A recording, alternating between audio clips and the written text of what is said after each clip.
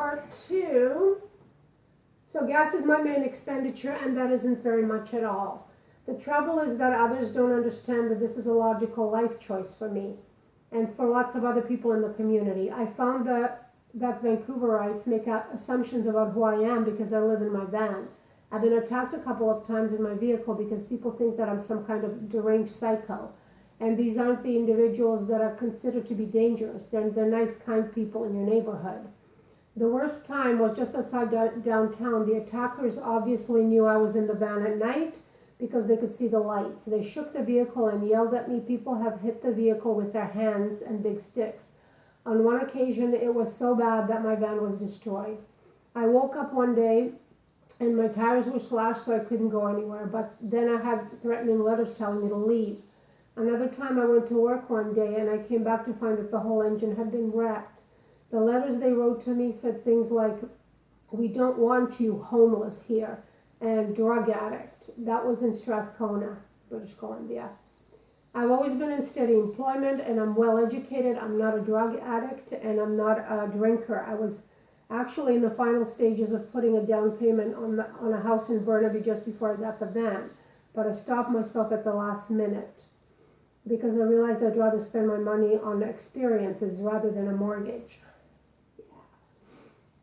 With social media, living in a van is becoming more and more mainstream as people publicize it. It's not even a new idea.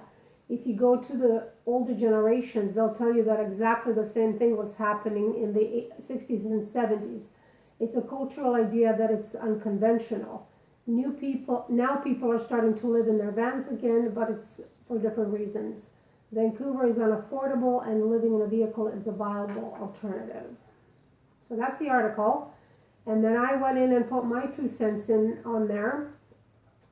So yeah, if you go to Georgia Strait, just www.straight.com/life, and then you can search for the different articles. There's several articles on here about people same as Attila, same lifestyle.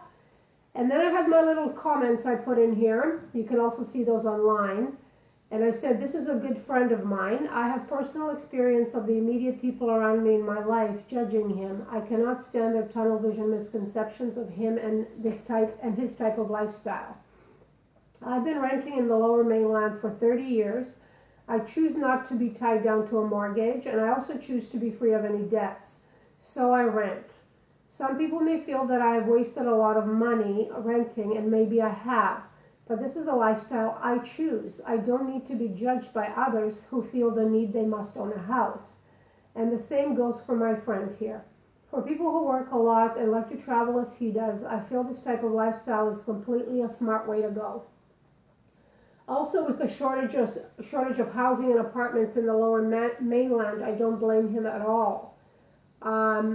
We basically have about 10,000 houses and condos sitting free now that were bought up by foreign investors, a lot of them.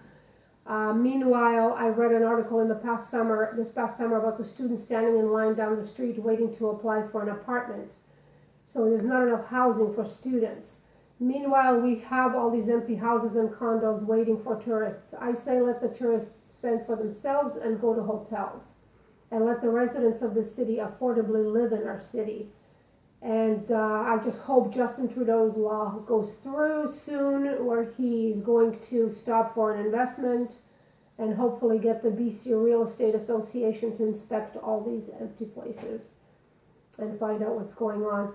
As well, violence against people who choose an alternate lifestyle is Neanderthal. Bullying of any kind is caveman behavior. We need to elevate our society and see each other as brothers and sisters sharing this planet. Man will destroy himself like this. Thank you for listening. So that's my 2 cents in, and I hope you guys enjoyed this and have a great spirit day. And I will be on here soon to talk about how I'm going to be scheduling the other topics for the rest of my week. And